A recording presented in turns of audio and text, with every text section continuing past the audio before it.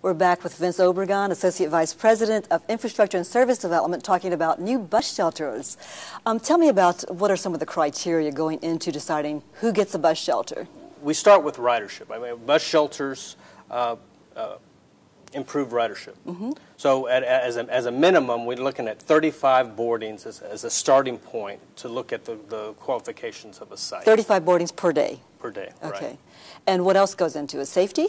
Well, absolutely. We look at safety. There's, you have to look at accessibility. If there's any special needs facilities, and there might be a clinic or hospitals that have special needs, we weigh those criteria. Do you look at a bus route to see if it connects? Does it have to be a transferring type? But you get off there to transfer the connectivity. Is that important too? Yeah, we're looking at locations where there's key transfer points. Connectivity to other routes improves ridership. Okay, so if I'm Miss Q Public out there and I really want a bus shelter at my stop, I'm tired of standing out there in the sun and the rain. If I write an email, how much influence do I really have? Well, I can tell you that every request comes to the committee and we look at the merits of each location. And if the location says what you say, then it'll get a shelter. I understand there are 8 factors, and you mentioned a couple of them. Are there any more that go into this decision?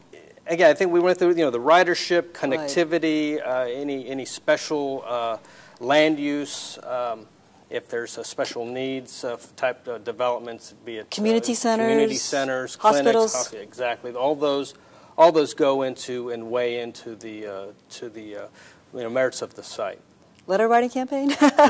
No, don't do that, right?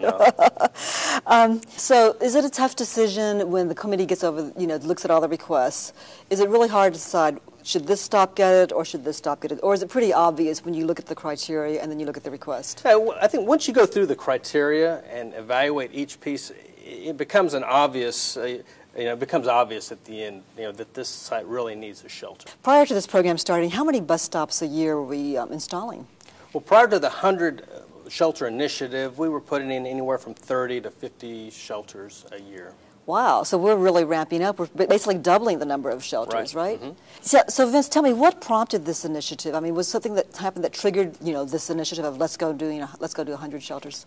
Well, in the middle of 2009, we were looking at ways that we could improve ridership. We were challenged to boost ridership.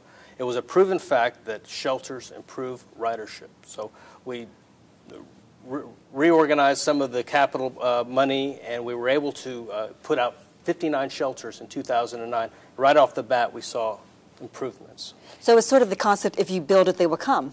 Exactly. If Metro builds a shelter, by what percentage will the ridership increase? Our data shows that on average, we get about a 20% bump in ridership at locations with a shelter. That's pretty good. Yeah, absolutely. Does that happen right away? No, I think there's over time. Over time, once the patron gets to know where the shelters are.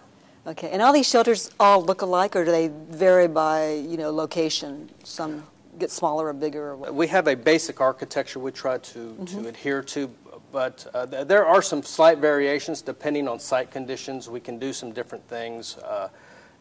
If there's very little right-of-way, in some cases we can cantilever a shelter. Doesn't take as big of a footprint, but we try to keep to a basic design, because you can't keep spare parts for a million different types of sizes and different types of shelters. Plus, it's our Metro brand. People can look at it and go, bus stop. Right. Vince, tell me about safety factors. How important is safety in deciding whether to build a shelter? Yeah, safety is a vital piece of the evaluation process. We want to make sure that we address the lighting. If there's an issue there, we don't want to create any blind spots where someone could hide out. We take that all into account when we're looking at the design and the location of the shelter. Very good. Thank you so much for being with us, Vince. Thank you. That's all for this edition of Metro Matters. You can continue to follow the conversation on the blog at ridemetro.org, fan us on Facebook, or follow us on Twitter. I'm Mary Sitt. See you again next time.